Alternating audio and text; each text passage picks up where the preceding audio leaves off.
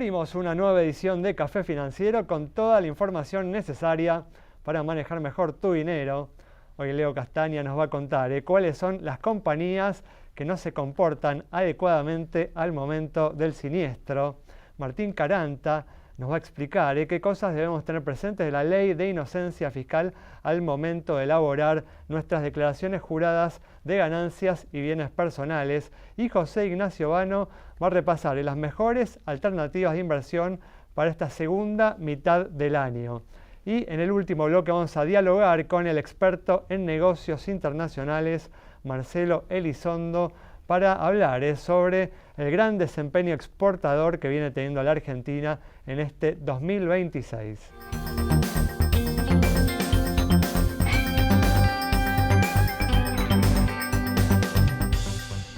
Abrimos este primer bloque con información sobre alternativas de inversión y a pocos días del inicio del segundo semestre vamos a analizar cuáles pueden ser las mejores opciones para la segunda mitad del año. José Ignacio, ¿qué tal? ¿Cómo andás? Dale, ¿qué tal? ¿Cómo estás? ¿Todo bien? Gracias por estar una vez más aquí.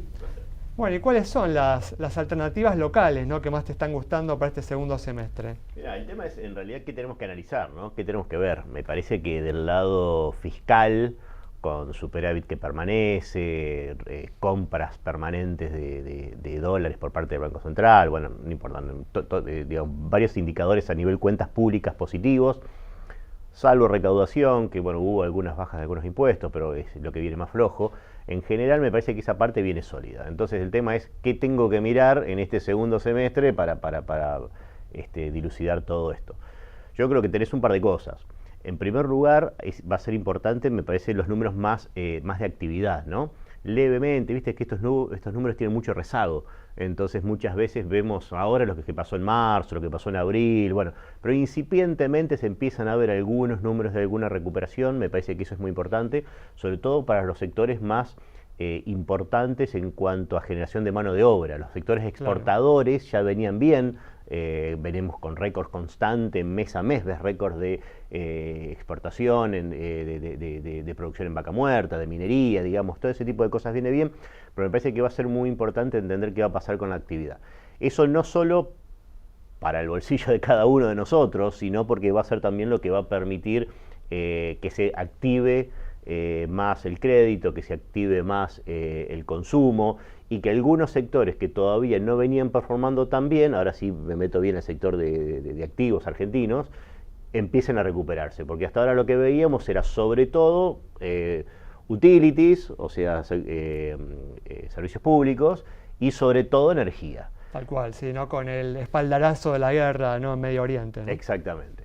Ahora empezamos a ver algo, ya el último balance que presentaron hará un mes los bancos argentinos fue un buen balance, no bueno, fue mejor que el anterior, digamos, claro, ¿no? Te da sensación de que lo peor ya había pasado o lo peor está pasando, y el sector bancario es un sector que durante todo el año pasado, todo 2025, performó muy mal.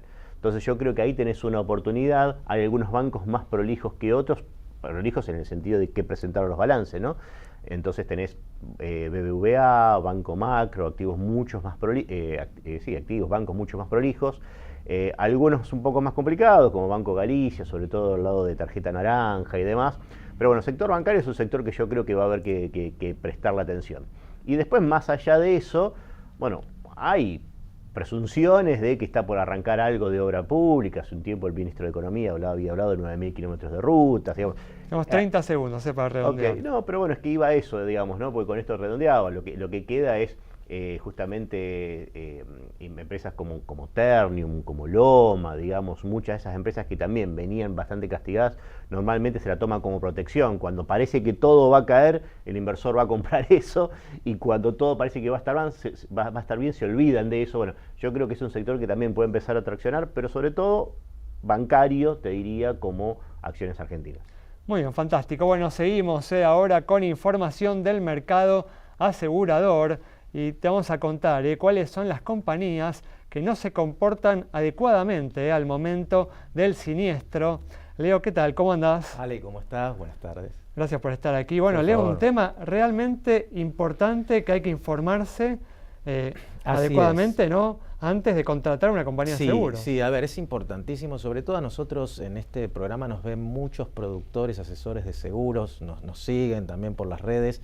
Y esto va tanto para el productor, que en definitiva termina siendo responsable si ofrece a su cliente una compañía que no está operando correctamente, y obviamente también al consumidor final. A ver, y su negocio se va a ver dañado, ¿no? Si sucede eso, ¿no? Obviamente, porque incluso el daño reputacional, y sobre todo a los productores del interior les hablo, donde la reputación de venta en el mercado de seguros es importantísima, porque vendemos un intangible.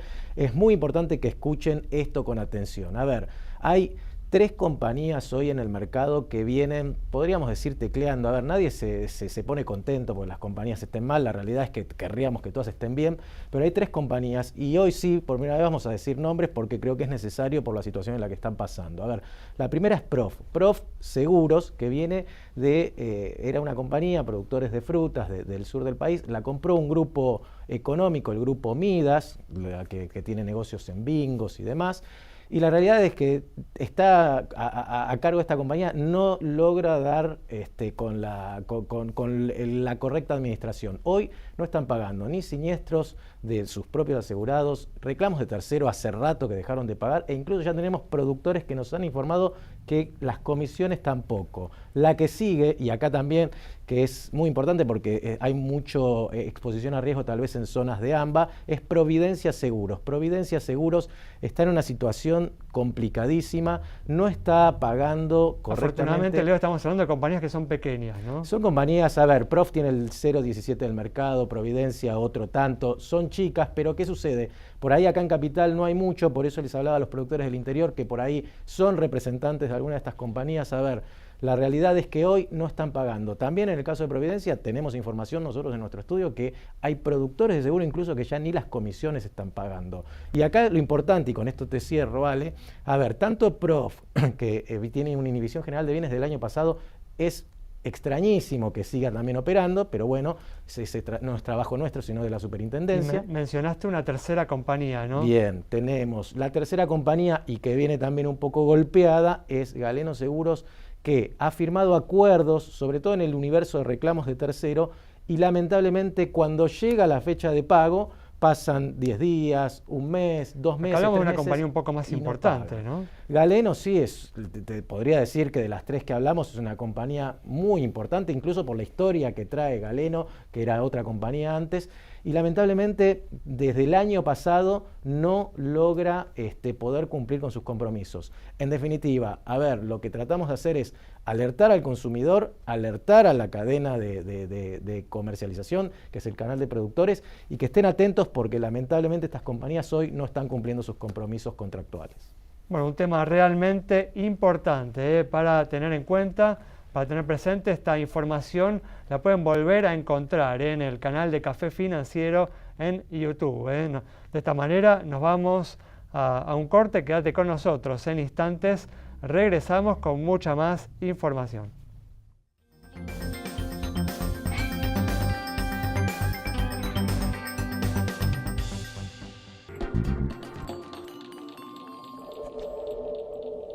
Cuando nos preguntamos si podremos lograrlo otra vez, responde el genio y el maestro. Responden porque lo cantamos desde el día que nacimos. Y los líderes del mundo responden. Sancor Seguros, 80 años. Cada vez que contratás un seguro de Life, también ayudás a realizar un aporte económico que protege a la naturaleza. Life Seguros. Aseguramos tu forma de vivir y toda forma de vida. Somos Mercantil Andina. Con nuevas tecnologías creamos una experiencia única en seguros en cada rincón del país, con los valores que nos identifican hace 100 años. Más interconectados que nunca, en una comunidad que inspira, evoluciona y crece. Mercantil Andina. Incondicional, siempre. Detrás de cada proyecto hay un seguro de caución que respalda su cumplimiento. En obras y servicios, en el comercio internacional y en cada contrato que impulsa el desarrollo. Crédito y caución. Especialistas en seguros de caución. Grupo Petersen, desde 1920, construyendo el país.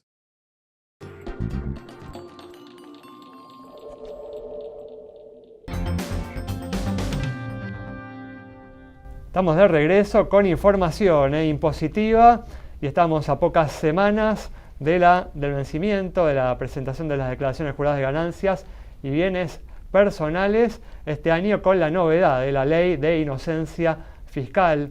Martín, ¿qué tal? ¿Cómo andás? ¿Cómo estás, Ale? Gracias por estar aquí. Un placer, muchas gracias a ustedes. Bueno, Martín, ¿qué cosas justamente hay que tener en cuenta de esta ley al momento de elaborar nuestras declaraciones juradas? Sí, una introducción importante. Acordate, vez pasada hablamos del vencimiento, se postergó hasta fines de junio, con lo cual esa es la buena noticia, ¿sí? Tanto de ganancias como de bienes personales. Y la novedad de este año es la ley de inocencia fiscal y puntualmente el régimen de declaración jurada simplificada. Y hay cierto escepticismo aún entre los contribuyentes porque, claro, tiene como muy positivo una suerte de tapón fiscal, ¿sí? Acá lo importante es gozar de ese tapón fiscal, quienes puedan entrar al régimen de declaración jurada, pero para gozar de ese tapón fiscal lo que tienen que hacer es presentar la declaración jurada en la fecha de vencimiento, que con la postergación es más fácil, y pagar en términos. Expliquémosle al público qué es eso del tapón fiscal, ¿no? Sí, claro. Lo que es una suerte de, vamos a decir, de limitante a que el fisco, si presentaste la declaración jurada en término y pagaste en término, te venga a revisar los años anteriores, ¿sí? Y para revisarte los años anteriores tiene que verte el último año presentado bajo el régimen de declaración jurada simplificada y encontrarte algún pecado, algo que se llama discrepancia significativa, que no es tan fácil, ¿sí? Porque no es un errorcito, debería ser un error que supere el 15% de lo que vos declaraste o pagaste. Un error o una diferencia que supere 100 millones de pesos de impuesto, que es la condición objetiva para el delito penal tributario, ¿sí? Y después tener facturas truchas. ¿Sí? Si tenés facturas truchas, puedes tener un salvoconducto, que es cancelar la diferencia, ¿sí? Y eso no te impide el tapón fiscal. Ahora, hubo ciertos ruidos entre los colegas, justamente por el problema de presentar la declaración jurada y tener el día de mañana una discrepancia significativa. Un ruido que podría ser tal vez infundado, ¿sí? Pero bueno, sé que el gobierno está trabajando en eso para que esos ruidos, a través de una ley correctiva o aclaratoria, se difundan a futuro, ¿sí? Pero no obstante, lo que pueda cambiar por una nueva ley, digo, este régimen en mi opinión es muy bueno, es muy seguro para los contribuyentes por un concepto de seguridad jurídica, porque puede ser que el contribuyente tenga un pecadito en el pasado o no, pero si no lo tiene o lo tiene, le sirve igual, por lo menos porque si vienen a inspeccionarlo va a tener menos costos administrativos de atender esa inspección, ¿sí? Y esta ley, un poco más de lo que es la presentación en sí, trae la posibilidad de llevar los dólares del colchón al sistema formal, ¿sí? Bueno, tenemos 30 segundos para explicar brevemente dejamos, eso. Si querés, para otro capítulo, pero digo, una cosa no es excluyente de la otra. Vos podés adherirte al régimen simplificado porque tus parámetros te lo dan, gozás de ese tapón fiscal que te sirve mucho realmente en términos de seguridad jurídica y aún no tener dólares para poner el colchón, ¿sí? Digo, como mensaje final, no lo piensen solamente aquellos que tengan dólares abajo del colchón. Los que no los tengan también, porque hace la seguridad jurídica, hace la tranquilidad como contribuyente, decir, uy, si viene la FIP y me porté bien el último año, todo lo de atrás queda, vamos a decir, abajo de la alfombra, ¿sí? Es como una suerte de jubileo, ¿eh? Muy bien, ¿eh? Y es gratis, ¿sí? No es como un blanqueo que tenés que pagar un impuesto especial. Vos pagás el impuesto a las ganancias de ese año. Y el tapón fiscal, y ya te cierro, es por ganancias y por IVA de los periodos no prescriptos. Mirá vos qué generoso que es este régimen. Bueno, muy bien, un tema para tener entonces en cuenta en estas semanas que quedan de cara a la presentación de las declaraciones juradas de ganancias y bienes personales. Y vamos a cerrar el bloque con algunas recomendaciones más, ahora por el lado internacional para esta segunda mitad del año. José. Bueno, dale, a ver, me gustó la premisa, segunda mitad del año, entonces vamos a hablar de 6 meses, no día a día, porque estamos viendo un mercado súper volátil, que todos los días hay alguna estrella que ves subas de 20, 30% más, ¿viste? Como que se van prendiendo unas y otras y hay que estar muy siguiendo el mercado para este tipo de activos.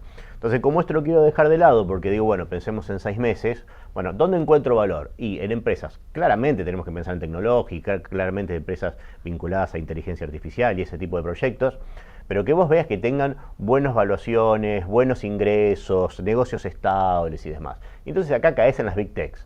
Dentro de las Big Techs no todas son iguales, las Magnificent Seven se tomaban como Seven porque eran todas juntas, ahora no son las 7 juntas, hay diferencias, pero empresas como, por ejemplo, Nvidia, es impresionante. El último balance de Nvidia, bueno, hace muchos balances, pero el último duplicó ganancias versus el año anterior, digamos.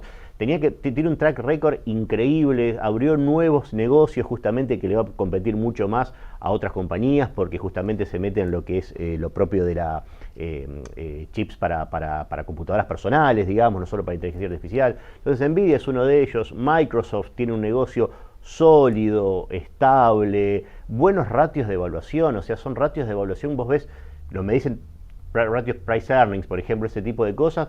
En esos términos valen la mitad de esta compañía que lo que vale Walmart, por ejemplo. Con lo cual me parece que por ese lado uno puede tener cierta tranquilidad por 6 meses. Muy bien, con estas recomendaciones de José Ignacio Obano cerramos este bloque. Quédate con nosotros, al regreso vamos a estar dialogando con el experto en negocios internacionales, Marcelo Elizondo.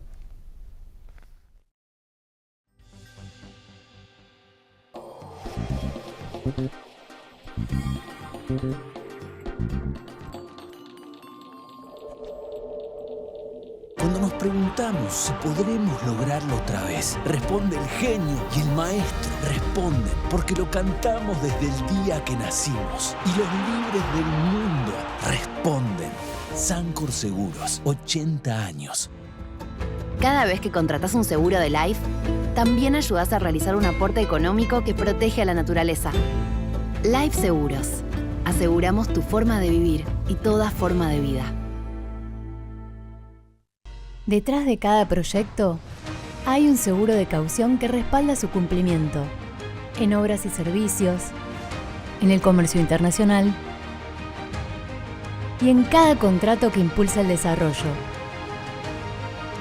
Crédito y caución. Especialistas en seguros de caución. Santiago del Estero es el lugar ideal para disfrutar con familia y amigos. Déjate sorprender por nuestros paisajes, atractivos y los sabores más atrapantes. Seguro vas a querer regresar. Visita Termas de Río Hondo y nuestra capital santiagueña. Grupo Petersen, desde 1920, construyendo el país.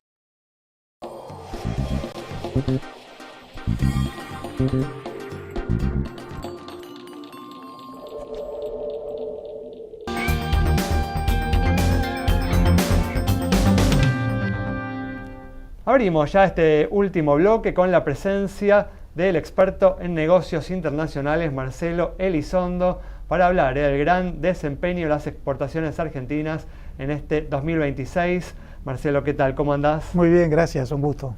Gracias a vos por estar aquí. Y bueno, y en estos últimos meses se vienen registrando récords de exportaciones y la Argentina se encamina a cerrar este 2026 con exportaciones cercanas a los 100.000 millones de dólares. Marcelo, bueno, ¿te esperabas este desempeño antes de comenzar el año?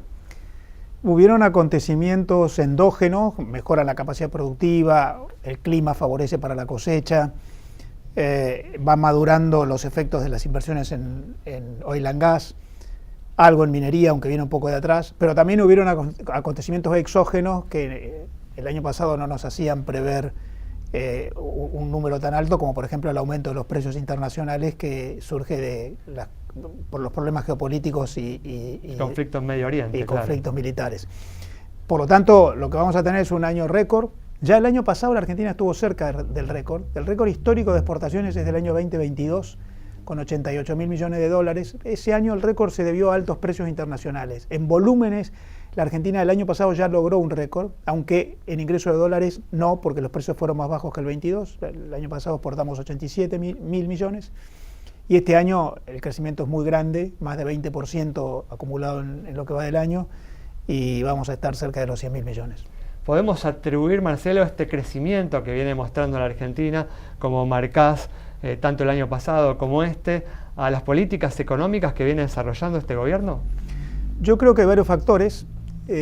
Por supuesto, influye mucho que el gobierno ha puesto en marcha una serie de políticas para alentar el comercio internacional. Pensemos que desde que asumió el gobierno en aquel famoso decreto 70 del año 23 en adelante, pasando por la ley bases y muchas decisiones del Ministerio de Regulación, el gobierno ha eliminado obstáculos para el comercio exterior y en particular para las exportaciones, desde sacar prohibiciones, cupos, cuotas, intervencionismo. Y para mí un gran aliciente que se ganó es que desapareció la brecha cambiaria.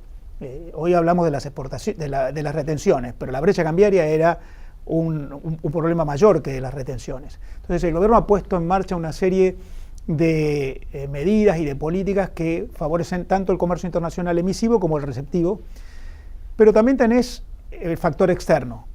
Hay una cosa muy interesante en el mundo, pese a que tenés la guerra de aranceles impulsada por Trump y cuestiones geopolíticas y algunos obstáculos motivados por distintos factores, sin embargo el comercio internacional sigue creciendo. El año pasado el mundo llegó a un récord de comercio internacional histórico de 33 billones de dólares y según la UNTAD en los primeros meses de este año está creciendo un poco más de 2% en relación al año pasado. Entonces también tenés un factor exógeno que es que tracciona la demanda. Claro, un contexto global favorable para el desarrollo del sector. Exactamente, que es paradójico porque uno diría, mirando los títulos de los diarios, el comercio internacional debería estar cayéndose y sin embargo sigue creciendo y en eso habla de que también en el mundo está ocurriendo una revolución tecnológica enorme en la que las grandes empresas son muy resilientes y pueden reorganizar sus cadenas de valor y mantener el flujo de comercio activo.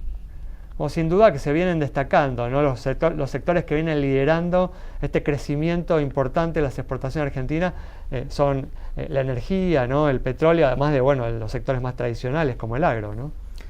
Sí, la energía en términos porcentuales es lo que más se destaca. De hecho, si uno mira los complejos exportadores argentinos, el primer complejo exportador argentino sigue siendo la soja, pero el segundo ya es petróleo y petroquímica. Después vienen otros agrícolas y por ahí aparece el automotriz. Y un poquito más abajo, oro y plata.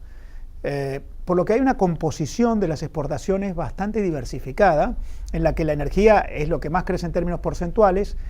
En términos de foto sigue siendo el agro la mitad de las exportaciones argentinas, quizás un poquito más, tanto el producto primario como el manufacturado. Pero lo interesante es que está creciendo todo, incluyendo las manufacturas de origen industrial, que están creciendo fuerte. Sí, eso es para destacar, ¿no? Porque como hablábamos antes de iniciar el bloque, es un sector que habitualmente en la Argentina, uno cree que carece de competitividad, ¿no?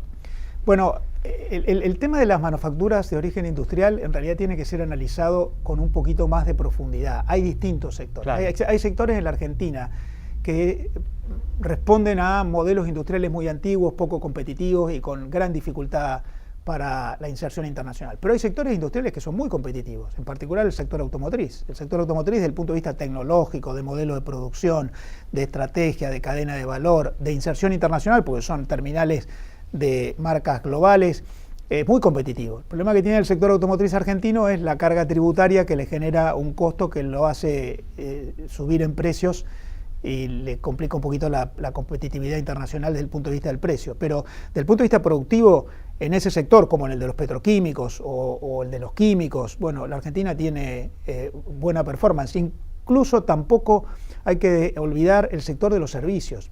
El sector de los servicios también está creciendo, no está incluido dentro casi 100.000 millones de dólares, hay casi 20.000 millones de dólares más que probablemente exporte la Argentina este año en materia de servicios. Ahí tenés desde... Una cifra realmente importante. Muy importante, y que está creciendo. Ahí tenés desde servicios profesionales, servicios basados en el conocimiento, servicios vinculados con viajes, transportes y logística, turismo. Por lo tanto, todo está creciendo, es muy interesante y ojalá podamos mantenerlo, porque la Argentina parte de un piso muy bajo. Ahora eso te iba a preguntar justamente, si crees que este crecimiento tan fuerte que viene mostrando las exportaciones se puede mantener, ¿no?, en los próximos años. Yo creo que si seguimos en esta línea, sí, para que crezcan las exportaciones y también las importaciones, es muy importante, como se ha hecho, desmantelar todos los obstáculos al comercio que la Argentina por tanto tiempo implementó, ir avanzando en algunas otras reformas pendientes, por ejemplo el tema de retenciones. Me parece muy importante las negociaciones internacionales que están llevándose adelante, el acuerdo con la Unión Europea, se viene un acuerdo con el EFTA, que es otro conjunto de países europeos, está ahí pendiente de finalización el acuerdo bilateral con Estados Unidos, que estaba terminado, pero que hubo algún ruido dentro de Estados Unidos que lo dejó in progress, pero el Mercosur también está negociando posibles acuerdos comerciales con terceros como Canadá, Japón, Corea del Sur, eso también es muy importante. Muchos se quejan, ¿no?, en la actualidad del nivel del tipo de cambio, ¿no? Hablan de un dólar bajo. ¿Crees que eso obstaculiza en parte el crecimiento de las exportaciones y el surgimiento de nuevos sectores exportadores? Si nos atenemos a los resultados, yo te diría que no. porque la Argentina tiene un crecimiento, insisto, en lo que va del año de más de 20% de las exportaciones. Vos calculá que el comercio internacional en todo el mundo está creciendo 2% y nuestras exportaciones están creciendo 20%. Y ahí vos tenés un crecimiento no solamente del agro, que tiene una cosecha récord y entonces exporta con mejores, con peores precios, con saldos más favorables o menos, sino que también tenés crecimiento de manufacturas industriales, tenés crecimiento de sectores en los que está habiendo mucha inversión, como la energía, oil and gas, por lo que si yo me atengo a los números te diría el tipo de cambio no está siendo un obstáculo. A mí me parece que hay un componente importante que muchas veces se desconoce o no se reconoce, que es la estabilidad cambiaria. Para un exportador el tipo de cambio es importante, pero la estabilidad también, porque la estabilidad te permite cálculo económico en moneda dura, te permite planificar con socios extranjeros y la estabilidad cambiaria es un factor muy significativo. Hablaba justamente, ¿no?, de los acuerdos comerciales a principios de año, ¿no?, en febrero, si no me equivoco, en el Congreso argentino se aprobó, ¿no?, el acuerdo entre el Mercosur y la Unión Europea. Decías que eso brinda oportunidades para el crecimiento exportador de la Argentina en los próximos años. Claramente, es un acuerdo muy ambicioso, es un pacto de libre comercio con la Unión Europea que genera más del 15% de todo el comercio mundial. Acuerdo a través del cual bajaremos los aranceles, tanto Europa para nuestros productos como nosotros para los productos de ellos. Ellos los bajan más rápido, nosotros nos tomamos un poco más de tiempo, por lo tanto se abre posibilidad de exportar. La Cancillería prevé más del 70% de crecimiento de exportaciones de nuestros países a la Unión Europea gracias a este pacto que ya está en vigencia desde el 1 de mayo. Y seguramente esto, que no va a generar efectos inmediatos, va a ir madurando lentamente, así pasa con los tratados de libre comercio, no solamente va a generar comercio, sino también inversión. La Unión Europea en su conjunto es el principal inversor extranjero en el mundo, por lo que yo también esperaría inversión europea en nuestro país y en el Mercosur. Como para cerrar, ¿no?, porque a veces la población cree que esto es un tema lejano para ellos, pero ¿cuál es, ¿no?, la importancia de un crecimiento exportador vigoroso para la población en su conjunto, ¿no?, y para la economía en su conjunto? Es muy importante. En primer lugar, si la Argentina tiene mayores niveles de exportaciones, va a tener empresas más robustas, que generan más empleo, que producen en mejor condición, más calidad en la producción, mejor calidad en el empleo. Está probado que las empresas internacionales tienen mejor calidad en el empleo. Un comercio exterior vigoroso te reduce la posibilidad de problemas cambiarios, sobre todo si tenés saldo comercial favorable, generoso. Este año vamos a tener un saldo comercial, un superávit comercial de casi 20.000 millones de dólares. Y también lo que te permite es ir logrando que las empresas argentinas se internacionalicen, no solamente vendiendo o comprando, sino invirtiendo. Te genera inversión receptiva, te genera inversión emisiva. Es muy importante, impacta mucho más que lo que uno se imagina. Hoy el mundo está tan globalizado, todo es tan internacional, que una economía cerrada como la que teníamos es señal de pobreza, una economía que se abre y se inserta es señal de prosperidad. Muchas gracias, Marcelo. Un gusto. Cerramos entonces esta entrevista con el experto en negocios internacionales Marcelo Elizondo, hablando, destacando, enfatizando la importancia que tiene el sector exportador para el conjunto de la economía. Nos reencontramos el próximo miércoles a las 18 horas aquí en Metro.